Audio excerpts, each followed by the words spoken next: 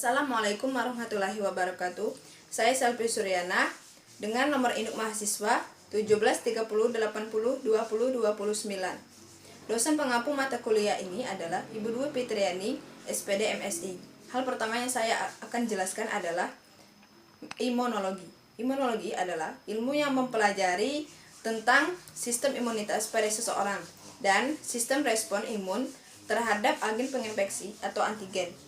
Sistem imunitas ini adalah gabungan dari sel, molekul, atau jaringan yang dapat berperan dalam resistensi terhadap infeksi. Respon imun adalah hasil dari sistem imunitas.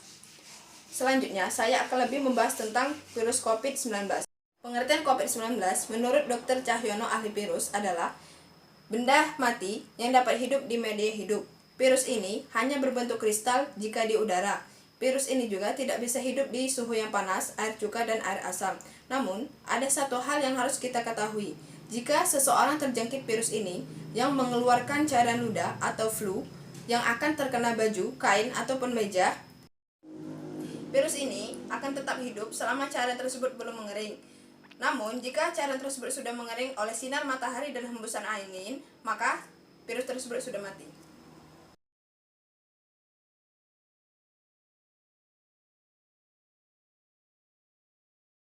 Virus ini tergolong menyebar cepat secara global. 3 bulan wabah corona, 30 ribuan orang meninggal dunia. Penyakit COVID-19 disebabkan oleh virus corona baru, yaitu SARS-CoV-2. Sebelum COVID-19, dunia telah mengenal penyakit lain. Virus corona menyebabkan SARS dan MERS. Secara umum, orang yang terkena COVID-19 akan bergejala sama, yaitu demam tinggi, flu, batuk, dan bahkan gangguan pernapasan. Virus ini mempunyai selubung protein, RNA, dan duri-duri protein. Saat virus menyebar melalui tetesan air liur seperti batuk, virus akan masuk ke jalur pernapasan di bagian belakang tenggorokan. Duri-duri protein menempel ke dalam membran sel. Virus kemudian mereplikasi diri sangat cepat dan membajak RNA sel untuk menduplikasi RNA-nya sendiri, sehingga sel tidak lagi berkembang untuk kesehatan tubuh, melainkan untuk memperbanyak virusnya. Menginfeksi pernapasan atas, sehingga virus menyebabkan nyeri tenggorokan dan batuk kering. Di waktu bersamaan, interferon memicu aliran protein untuk melawan virus dan berusaha meredakan penyebarannya. Namun, sel ini tidak selalu tepat sasaran jika sistem imun tidak dapat menghentikan virus bereplikasi.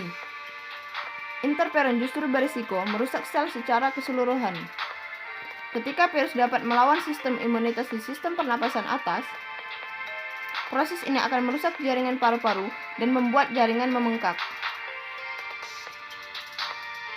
Pembengkakan pada jaringan paru-paru dan kurangnya oksigen di dalam darah membuat jaringan terisi cairan nanah dan sel mati. Pada fase ini, pasien akan mengidap radang paru-paru. Pasien pun mengalami kesulitan bernapas.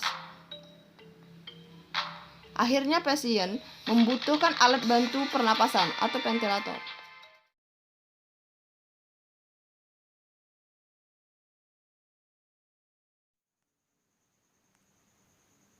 Setiap hari kami menemukan sejumlah besar bakteri, virus, dan organisme penyebab penyakit lainnya. Namun, kami tidak jatuh sakit setiap hari, yang disebabkan oleh sistem kekebalan tubuh kita, sepasukan sel yang selalu berkeliaran di tubuh kita, siap menangkap serangan apapun.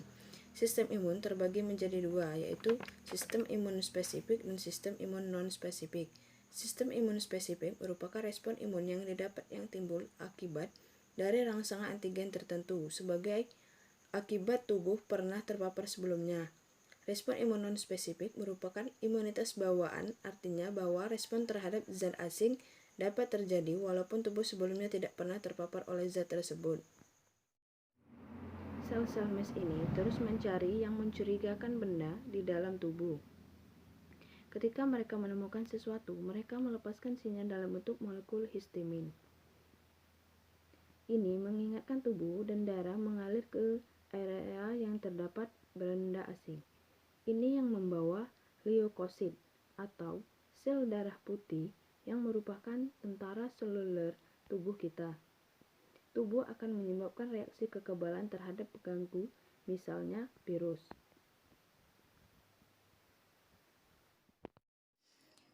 Leukosit terdiri dari banyak jenis. Salah satunya adalah sel neutrofil. Neutrofil ini adalah sel yang paling banyak di dalam tubuh. Ada juga sel makrofag. Sel-sel ini seperti monster lapar yang hanya menelan patogen yang tidak diinginkan. Selain itu, kita juga memiliki pembunuh alami sel. Sel-sel ini dapat secara efisien mendeteksi kapan sel-sel kita sendiri menjadi ganas. Akibatnya adanya virus. Ketika mereka menemukan sel abnormal, mereka sederhana meningkatkan dan melepaskan bahan kimia yang akan dihancurkan. Sel-sel terakhir dari sistem kekebalan tubuh kita adalah sel dendrit. Ini ditemukan di tempat yang bersentuhan dengan lingkungan luar, seperti hidung dan paru-paru. Mereka adalah hubungan antara sistem kekebalan tubuh bawaan dan adaptif. Mereka membawa informasi atau pesan tentang patogen ke sel sistem kekebalan tubuh kita adaptif. Informasi ini diproduksi dan dibagikan di bentuk antigen. Antigen adalah jejak yang ditinggalkan patogen sekitar sel. Sel-sel dendrit meneruskan informasi ke sel T kita. Makrofag juga dapat melakukan fungsi ini. Ini memiliki dua komponen utama, limfosit T dan limfosit B. Limfosit T ikut berperan saat infeksi sudah terjadi. Respon imun yang dimediasi sel.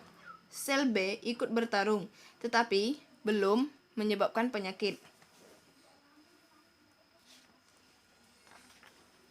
Beberapa sel T mengambil sinyal dari dendrit dan demikian disebut sel T pembantu. Sel T pembantu juga membentuk sel T memori yang catat antigen ini untuk referensi di masa yang akan mendatang. Terkadang beberapa sel tubuh kita sudah rusak, daerah atau organ yang sangat terinfeksi dengan patogen. Pada titik ini, sistem kekebalan tubuh keluar sel T sitotosik. Sel ini membunuh sel yang terinfeksi dan mati. Sel B menghasilkan bahan kimia yang disebut antibodi. Antibodi ini yang berkerumun di sekitar patogen dan bertindak. Mereka memberi sinyal makrofag untuk datang dan membunuh. Sel B menghasilkan sel B memori saat mereka menemukan antigen. Selanjutnya adalah cara atau tips meningkatkan sistem imun melawan corona. Imunitas adalah kemampuan untuk melawan berbagai macam agen penyakit seperti bakteri, virus, fungi, protozoa, dan parasit. Kekebalan tubuh dapat mudah ditingkatkan dengan melakukan latihan fisik atau olahraga, juga istirahat dan tidur yang cukup.